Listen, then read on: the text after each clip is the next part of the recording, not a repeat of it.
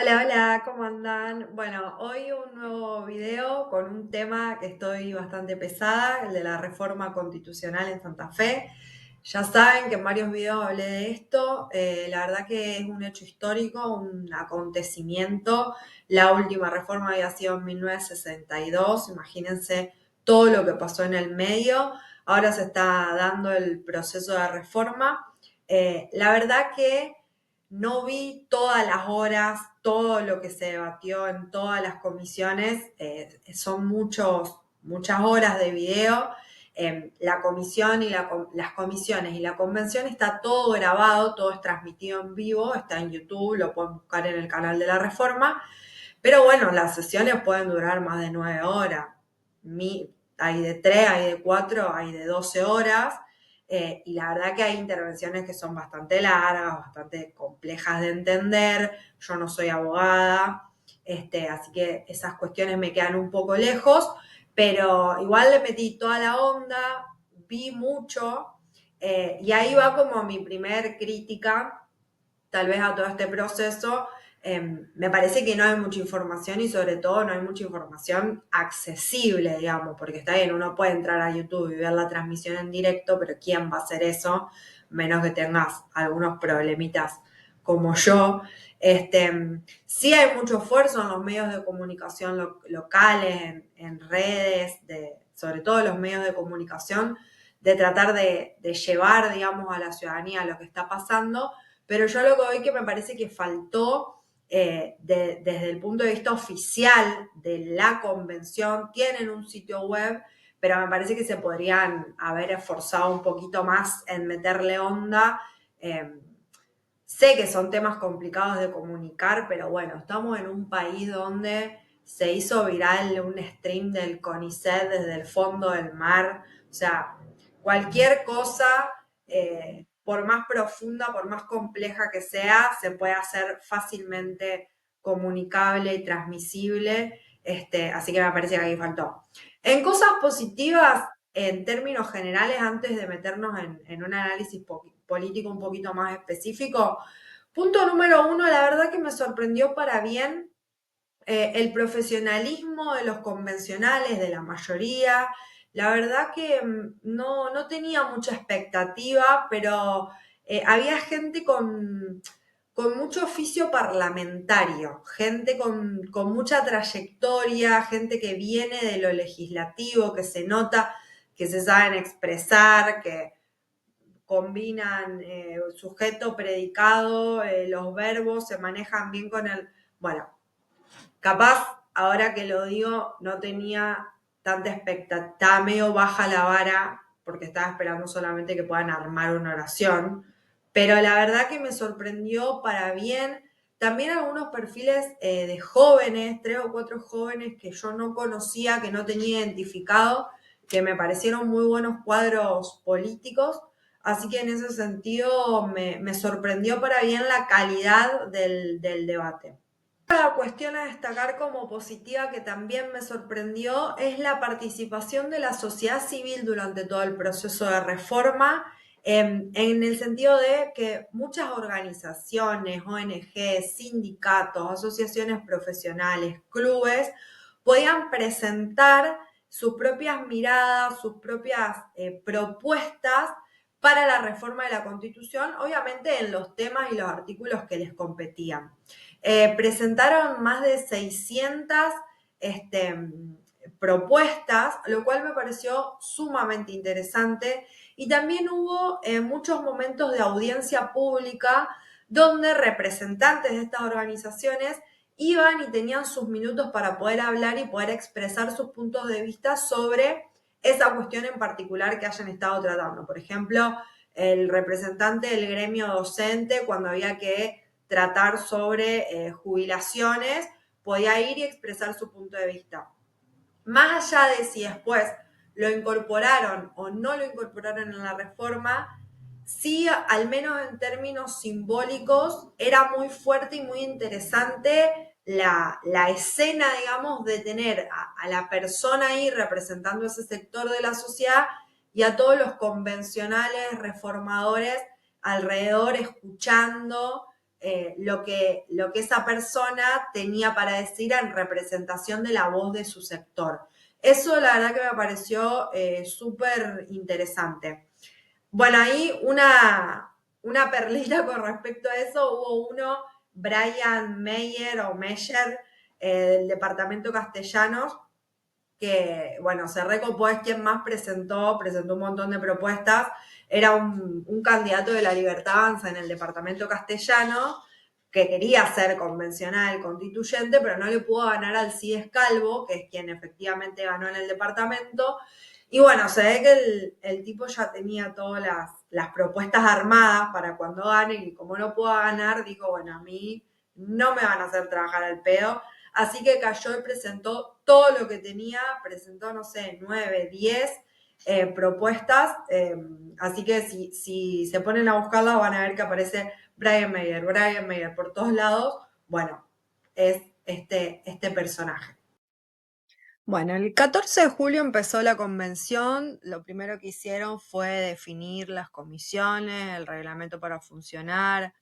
Ahí ya lo primero que pasó fue que definieron, obviamente, cómo se iban a tomar las decisiones de ahí en adelante.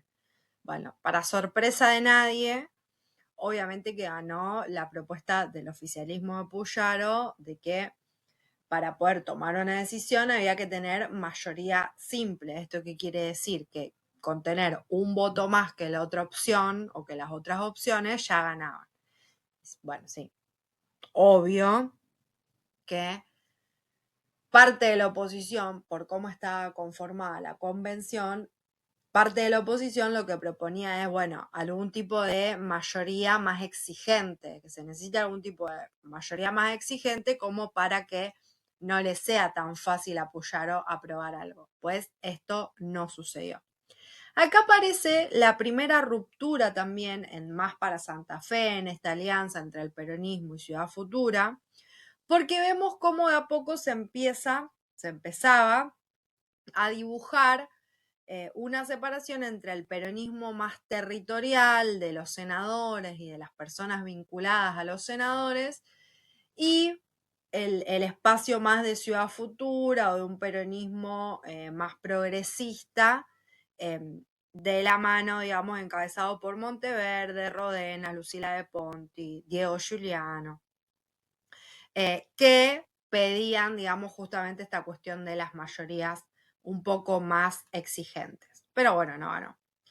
Luego así empezó, armaron 7 comisiones por las temáticas que había que tratar. Recordemos que esta reforma constitucional era una reforma parcial, no total. Es decir, no se abría la constitución y se iba reformando todo lo que querían. Era una reforma parcial de determinados artículos de la constitución que ya estaban establecidos en la ley que pedía, que solicitaba la reforma, que ya fue votada, que indicaba específicamente cuáles iban a ser los artículos a modificar.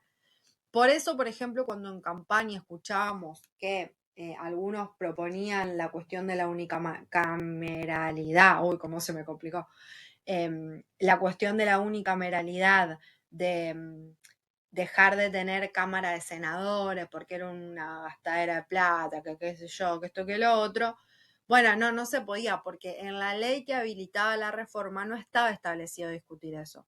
Se podía discutir el plazo, la cantidad de años que está un senador en su función, si hay reelección o no, cada cuánto son las elecciones, etcétera, pero no la existencia en sí mismo de la Cámara de Senadores o no, por ejemplo. Entonces, en función de los temas que sí se podían reformar, armaron 7 comisiones: justicia, derechos y garantías, funcionamiento del Estado, autonomía municipal, poder ejecutivo y legislativo, comisión redactora y la comisión de peticiones, poderes y reglamentos. ¿Qué pasa? Listo, hasta ahí todo muy lindo, muy técnico, qué sé yo, se organizaron en temas. Ahora había que decir quiénes iban a cada comisión. Y ahí ya un quilombo, imagínense. A cada comisión le fueron asignando distintos miembros, pero ¿qué pasa? ¿Cuál es la complejidad? Tratando de que eso refleje la cantidad de votos que habían obtenido para que haya una representatividad. Entonces, por ejemplo, en la Comisión de Justicia había en total 20 personas. Entonces le daban 10 para Unidos, 3 para el PJ, 3 para Somos Vida, 2 para la Libertad Avanza, 1 para Activemos, 1 para el Frente de la Esperanza y llegaban a 20. Y así en cada comisión tenían que establecer una cantidad de miembros que les permitan reflejar la proporcionalidad de votos obtenidos por cada partido. Y encima después elegir las autoridades de cada una de las comisiones, quién iba a ser presidente, quién iba a ser vice, etc. Quilombo para 20. Imagínense, yo mientras lo veía, pensaba, imagínense, es como cuando tenés que hacer un trabajo en la escuela, en la facultad, donde sea, que te ponen de a 6, de a 10. Hay algunas materias así, medias ladri, que todos sabemos, cualquier persona que haya hecho trabajo en un grupo de más de 4 personas sabe que es totalmente inviable. Si hay un grupo de 10 personas, es obvio que no van a participar las 10.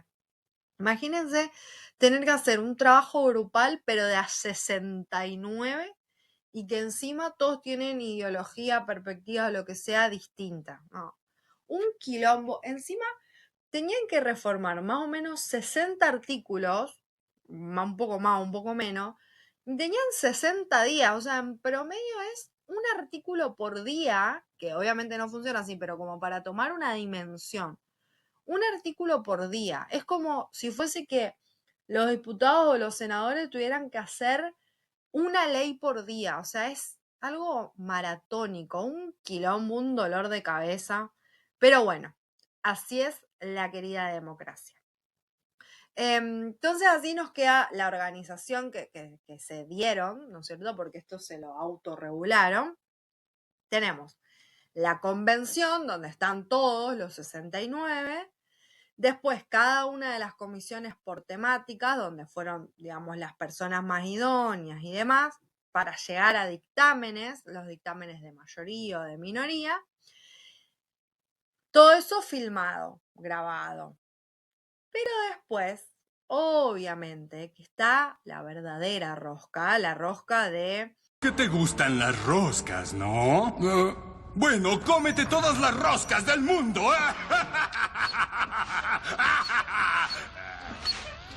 los pasillos de las oficinas, de los bares, lo que pasa por otro lado, que eso no está filmado, que eso es lo más interesante y que bueno, ahí es donde está el verdadero lleva y trae de la Constitución, que bueno, uno que es un ciudadano de a pie, obviamente que se lo pierde. Que marca toda la convención en términos de rosca, de rosquita. A ver, para ponernos en contexto, en las elecciones ganó por mayoría, por amplia mayoría, el Frente Unidos del oficialismo Apuyaro, y habíamos dicho también que junto con su aliada, que es el Frente de la Esperanza, que de la locomotora, que bueno, en paz descanse, RIP, desde acá un saludo, tenía la mayoría automática. ¿Esto qué quiere decir? Que tenían la mitad más uno de los convencionales, o sea, tenía 33 convencionales Puyaro más 3 de la locomotora, eran 36 en un total de 69, o sea que no necesitaban más votos. No sé, podían llevar la constitución ya escrita desde su casa y hacerla pasar por un tubo y listo. Obviamente que no es lo recomendado, obviamente que la idea siempre es que salga con el mayor de los consensos, sería un papelón y quedaría totalmente dictatorial, autoritario, caer y no escuchar a nadie. Mientras más consenso, mientras más voces, más legitimidad. Ese es el juego de la política, de la democracia, de todo, si no, obviamente nada tendría sentido, digamos, para que sea, digamos, más robusta, más sólida la Constitución. Pero sí quedémonos con una idea, no lo necesita, no necesita negociar. Y eso tiene que ver con cómo quedó conformada la convención y es una realidad. ¿Cuál fue la sorpresa? Sorpresa para mí, que no estoy en el entorno y que me informo leyendo los diarios. O sea, todo lo que yo acá digo o puedo llegar a analizar solamente es por leer noticias y nada más. No tengo fuente, no tengo nada, no sé cómo son las cosas. Entonces a mí me sorprendió, así como me sorprenden muchas cosas por no saber cómo es la onda. Pero a mí me sorprendió que en realidad Unidos no estaba tan unido. O sea, la principal rosca, yo pensé que iba a ser todo como mucho más directo, mucho más automático, y en realidad hubo mucho debate, mucha discusión, pero era interna la discusión. Claro, el Frente Unido está integrado por radicales, socialistas, por el PRO. Imagínense, bueno, imagínense, socialismo de, se supone, izquierda, o sea, explicarle a un extranjero, ¿no? Y el PRO se supone un poco más de centro derecha, todos en la misma coalición. Los radicales, bueno, vaya a saber si te defino, te limito. Claro, cada grupo dentro de Unidos tiene distintas miradas, distintas visiones y se ve que sobre la reforma también. Entonces, la principal rosca que hubo en la Constitución fue la rosca interna del Frente de Puyaro. Eso me parece que es un elemento que se mantuvo a lo largo de toda la convención. Después sí, obviamente que hubo también en la oposición alguna que otra rosquita, algún que otro conflicto y demás, pero bueno, no lo principal. A ver, entre chicana, conflicto y cuestiones, obviamente que como nos tiene acostumbrado de la mano de Amalia Granata, hubo momentos tensos, momentos de escándalo, sobre todo con Nicolás Mayoraz, que es el de La Libertad Avanza, que son como así muy rivales y que entre los dos quieren un poco representar a esa oposición más radical, más loquita. Pero bueno, entre ellos dos son archienemigos, archirrivales, no se pueden ni ver en términos personales, digamos. Que bueno, como toda archienemistad viene de la mano de una amistad, digamos. O sea, creo que sí, o sea, uno no va a andar odiando tanto con tanta gana a alguien que ni conoce y que ni le importa. O sea, uno verdaderamente odia cuando alguna vez quiso. Se ponía re reflexivo todo. Pero no, sí, no te va a importar tanto a alguien que ni conoces. Ellos eran del mismo espacio de UNITA en su momento, que estaban con toda esta cuestión del pañuelo celeste y demás para diputados provinciales. Mayoraz era el armador político de Amalia Granata. De hecho, es quien le aporta a Amalia Granata, le acerca a Amalia Granata toda esa pata de la iglesia y demás, es Mayoraz. Pero bueno, terminó todo mal, todo para la mierda. Incluso uno de los más cercanos de Amalia Granata, Emiliano Peralta, que tuvo, me parece, una muy buena participación en la convención, mal que me pese, porque la verdad que no comparto nada con el espacio de Amalia Granata, pero bueno, este pibe me parece un cuadrazo. Emiliano Peralta, de hecho, salió como a escracharlo a Mayoraz diciendo que le pedía que aporte parte de su salario, que le pedía un retorno, no sé qué, no sé si le suena con algo relacionado que esté pasando en este momento, algún escandalito que tenga La Libertad Avanza, pero se ve que Mayoraz ya venía como con estas prácticas y con esta impronta, incluso en su momento que todavía no era de La Libertad Avanza, imagínense ahora.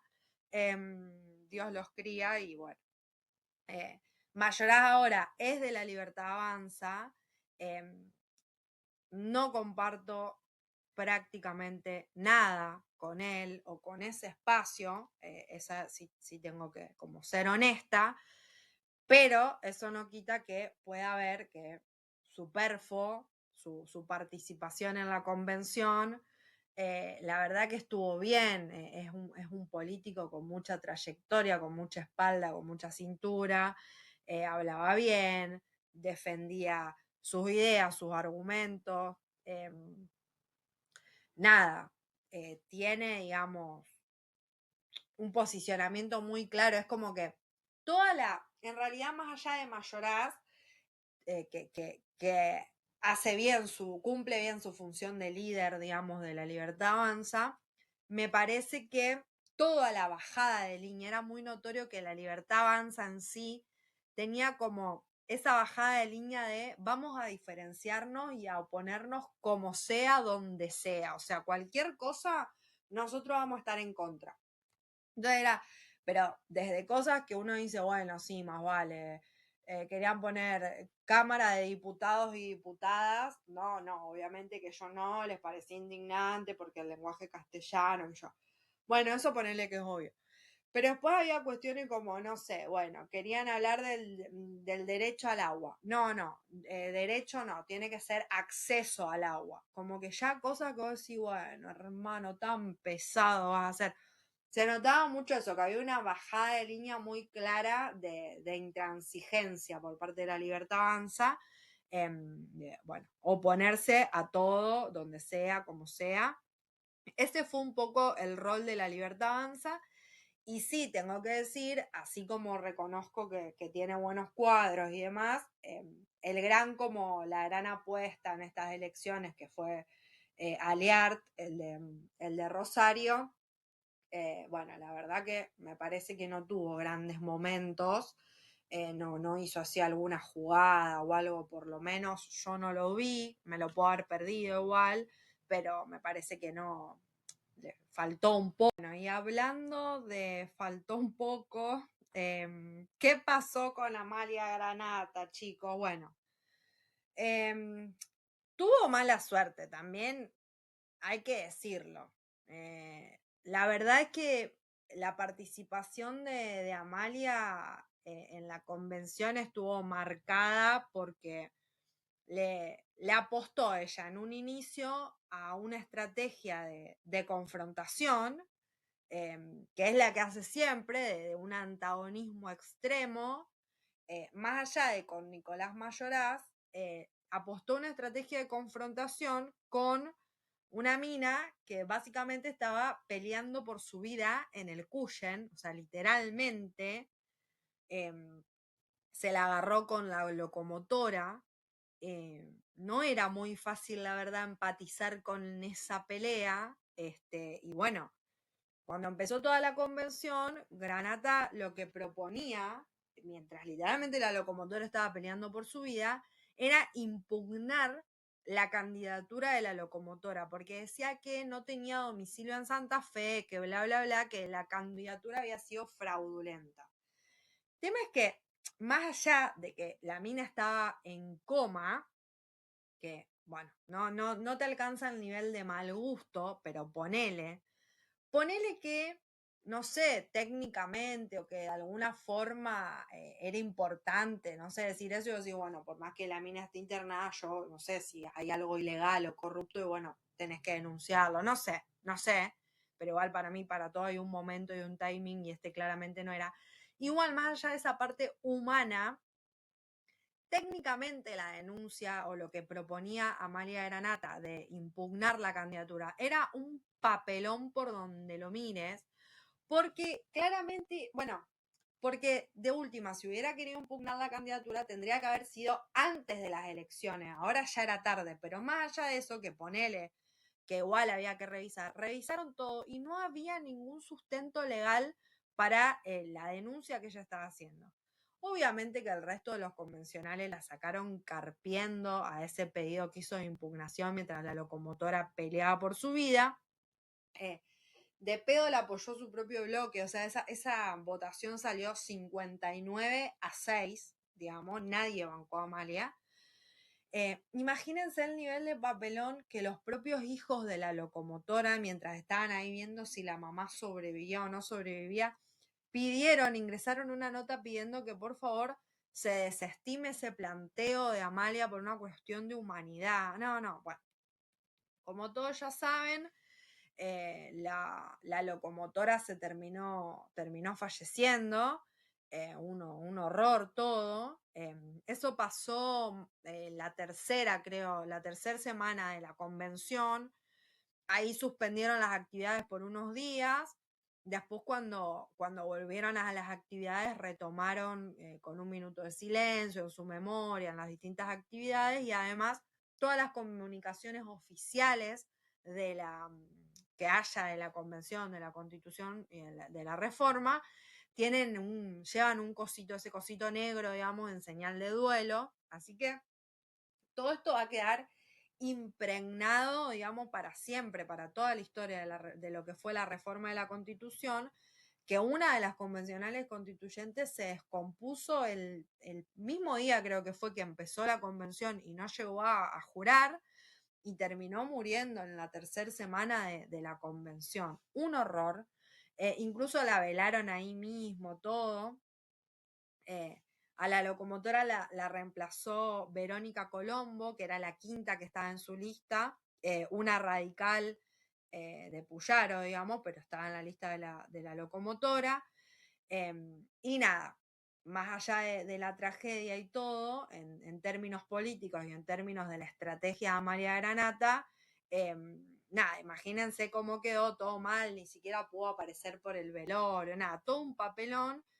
Y eso hizo que después prácticamente en la convención ni participó, en algunas cosas ni asistió.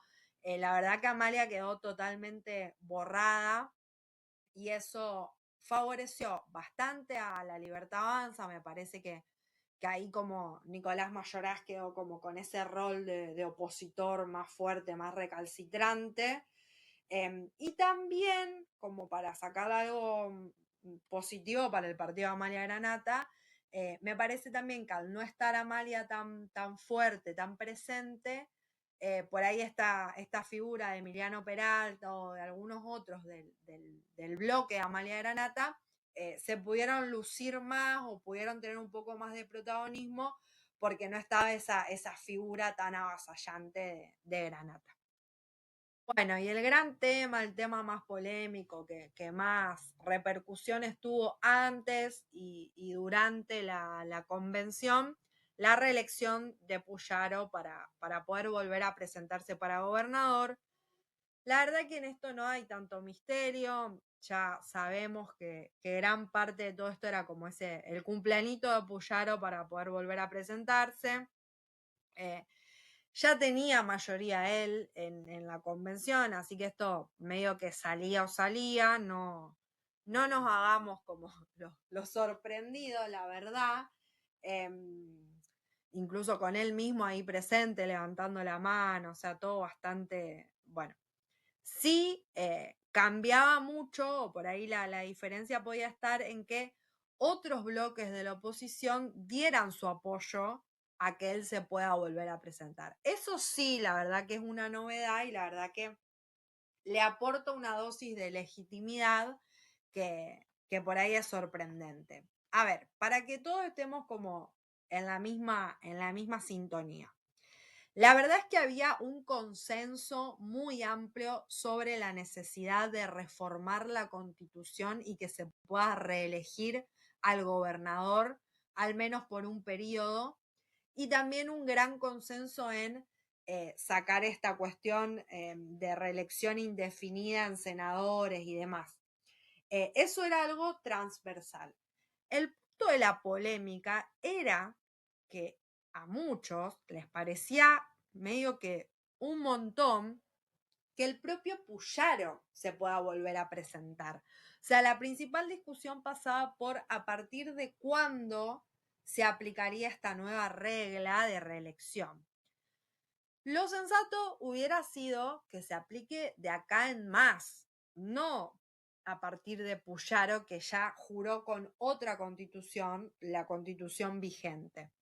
Pero bueno. No voy a entrar en más detalles. A sensato se lo llevaron preso. No, bueno.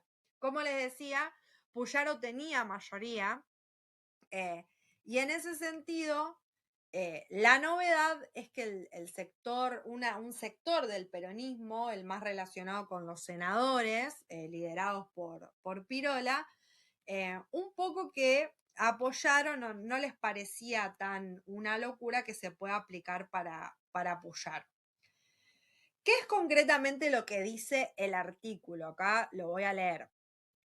Los mandatos de las autoridades provinciales elegidas por el voto popular que se encuentran en ejercicio al momento de sancionarse esta reforma no son considerados como primer periodo, con excepción de lo dispuesto para el gobernador y vicegobernador, para quienes el mandato vigente se considera primer mandato.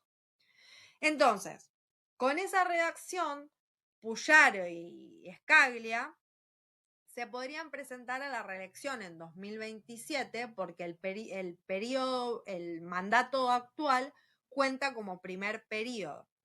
Pero en cambio, los diputados y los senadores provinciales no les cuenta como primer periodo el vigente y se pueden presentar todavía 2 más. Eso es lo que va a salir votado. Ahí, bueno, La Libertad Avanza presenta en contra, Activemos, que es el de Lewandowski, que es un sector también del peronismo, también en contra, el de Amalia Granata también. No acompañan estas cláusulas que dice que al gobernador vigente también se le aplica.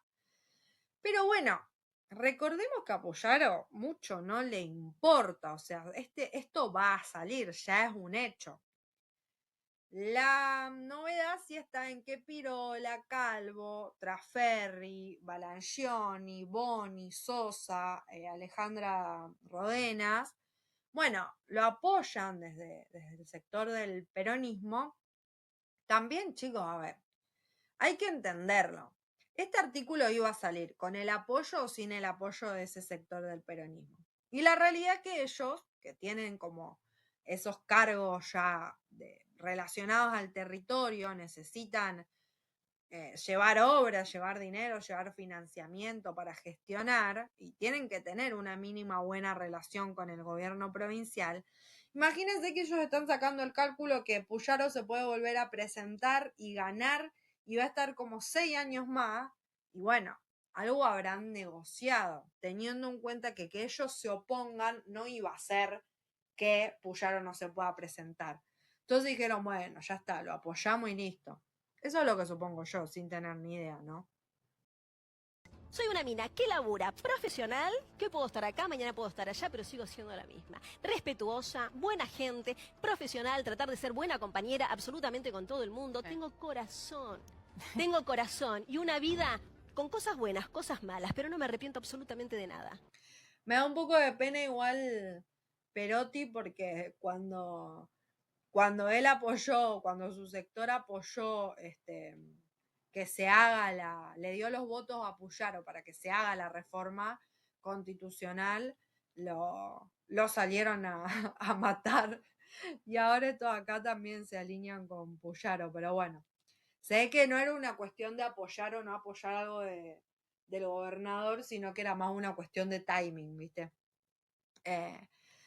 También, bueno, tengamos en cuenta, y esto es algo coyuntural, pero que hay que tener en cuenta, todo el proceso de reforma constitucional también estuvo atravesado en simultáneo por el proceso de cierre de listas para las elecciones para los diputados nacionales por Santa Fe. O sea que mientras se rosqueaba por la Constitución, también como prenda de negociación e intercambio se rosqueaban las listas, los lugares en las listas para las elecciones a diputados. Entonces, eso también hay que tenerlo en cuenta.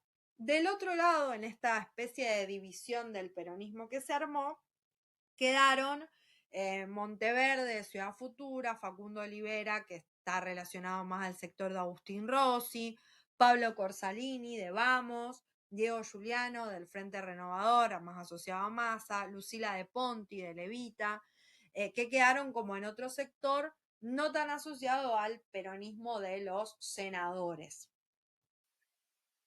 Bueno, ¿y en qué está la reforma ahora? ¿En qué quedó después de todo este proceso? Ya están en la instancia final, la idea es que entre el 9 y el 10 de septiembre se dé por finalizado el proceso.